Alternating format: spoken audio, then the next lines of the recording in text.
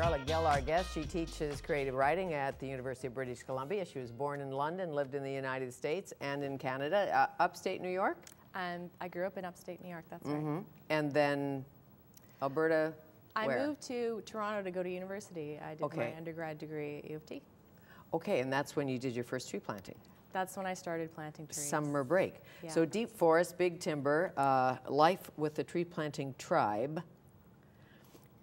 The whole, you know, when you leave something, you miss something often.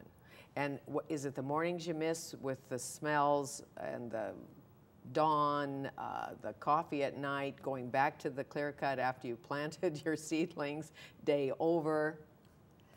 What are the joys of the job? Question.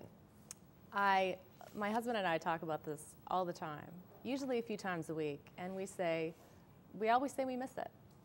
And it's really hard to identify why. I think it really took me almost 300 pages to explain it to myself, why it is so appealing when in some ways it's really miserable at the same time. The work is hard and sweaty and dirty. There's weather, of course. It's physically uncomfortable. But at the same time, it has this kind of really incandescent beauty to it. I think tree planting really taught me how to be miserable on the outside and really happy on the inside, because life was so simple. And emotions raw, I'm sure, between tree planters. Yes. No matter how you're feeling, it's difficult to hide it. Well, all the social niceties that come along with urban life, which I love. I love being plugged into technology. I love having, thousands of people all around. I love the hustle and bustle. But there's something about working in the middle of nowhere that brings out a real human side to people. There is no artifice. When people talk, they're speaking really frankly with each other. Were there grudges held and fighting along the way when you put people together? Yeah. In the woods. Well, there's and a lot sleeping in e-bunk. There's a lot of competitive rivalry because tree planting is a lot like racehorsing in a way, because we're paid by the tree. Sometimes it's as little as just a few cents, and sometimes $1 or more. So you can imagine, especially the men, they get kind of competitive with each other. And then also we're in big wide open spaces, but we're often living in really tiny little compartments. We live on boats sometimes with just, space for 20 and there's 24 of us, that kind of thing. So there's always a bit of jockeying. I'm sure, but there is where is e-bunk? There's a place where you all sleep kind of side by each. Yes, that is in the village of Holberg, which is the northern end of Vancouver Island. I wrote about this place in the book.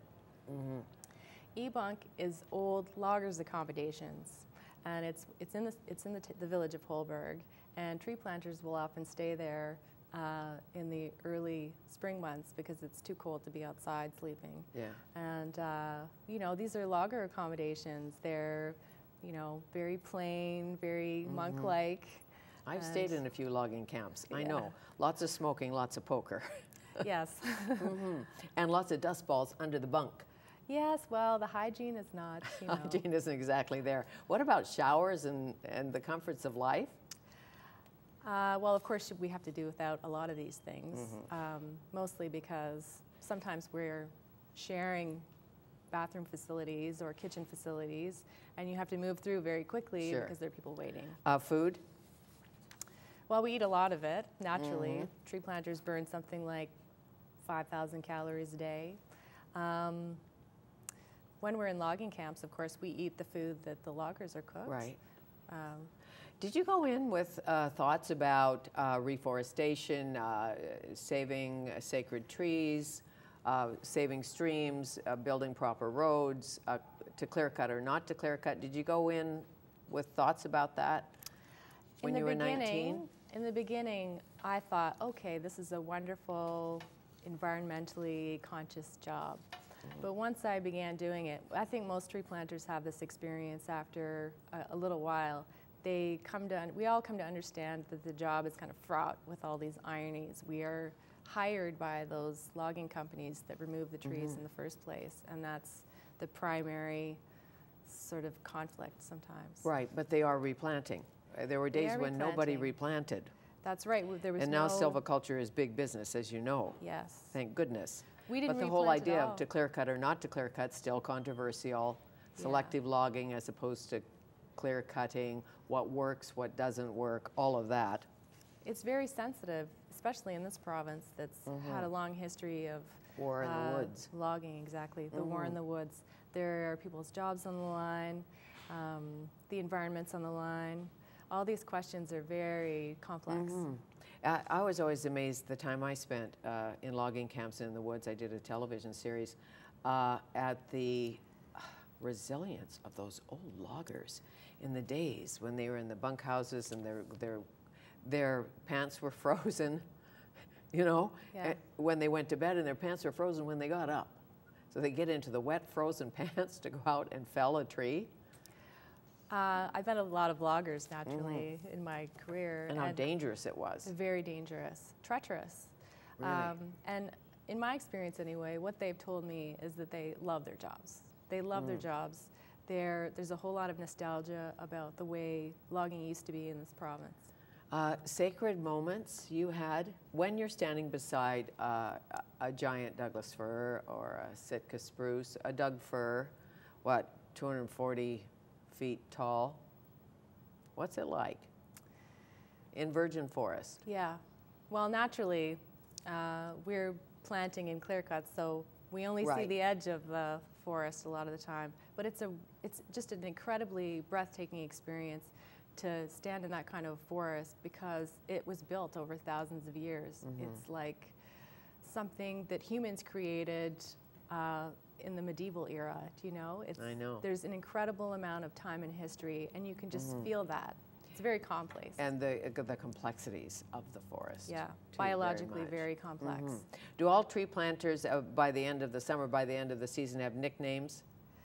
Yeah, almost a lot of the men have nicknames because, of course, there are tons of Chris's and Daves and Steves. It's really common for tree planters never to learn each other's last names because there's no need for last names out in a clear cut. So it's really simple life in Very many ways. simple. Hard work. Hard work, right? That's true. And I yet would thousands think. of people do it every year. And is there a procedure, like your equipment is? A couple of brute tools. Couple of tools. Almost no technology. A tree planting shovel, those tree planting seedling carriers, and then sometimes in the more mountainous terrain we wear cork boots, which are work boots with spikes on the bottom. And you plug it in. Yep. And that's it, and you go on to the next. How do you space it? How do you know? Oh, we use the force. We can kind of tell just by looking how far away a tree is and how to spread them out and how tight they need to be together. And is it plantation planting or diversity? Like would you put a Doug fir and a Sitka spruce or a In this part of the pine? province, sometimes we're planting as many as 5 or 6 different kinds of trees. And what does it feel like at the end of the day? You're done and you look at your work. What kind of feeling is that? It's a really simple thing to look out at something that you've done, like planting a field of seedlings. It's complex because, of course, we're making a plantation that will probably be cut down again. But at the same time, it's a really whole task. And I don't think too many people get to do that anymore. Probably not. And you don't exactly have an ambulance in the woods either. We do. You do? We do, yeah. I know you have a spine board. That's true. There's a vehicle on every job for emergencies. Okay, so if somebody cuts themselves badly or fall, you must fall, I don't know how much, but About 20 maybe times I just a day. fall a lot in the It's woods. like, I say it's like skiing, you know, you can fall as many times know. planting trees as you will skiing. When you get home at the end of the season, do you toss the clothes? Just say, these are done? Or burn them, yeah. Or They're burn not them. good for anything else. They're after just that. done. Yeah, they're done. Never forget that smell, that's for sure. Well, John Valiant, one of my favorite writers of all times, has written a lovely piece on the back of this book. Brian Brett, who wrote Trauma Farm, Valiant, of course, who wrote The Tiger, give you great praise. Well, I'm big fans of theirs as well. Tell me about Lady Killers. What was that about, your fiction? That is short fiction. That was my first book. And it won a GG award? It won an award. It was nominated for the Governor General's Award for Fiction, won the BC Book Prize for Fiction, and the Deduda Gleed Award, which is a national prize for short fiction. What was it about?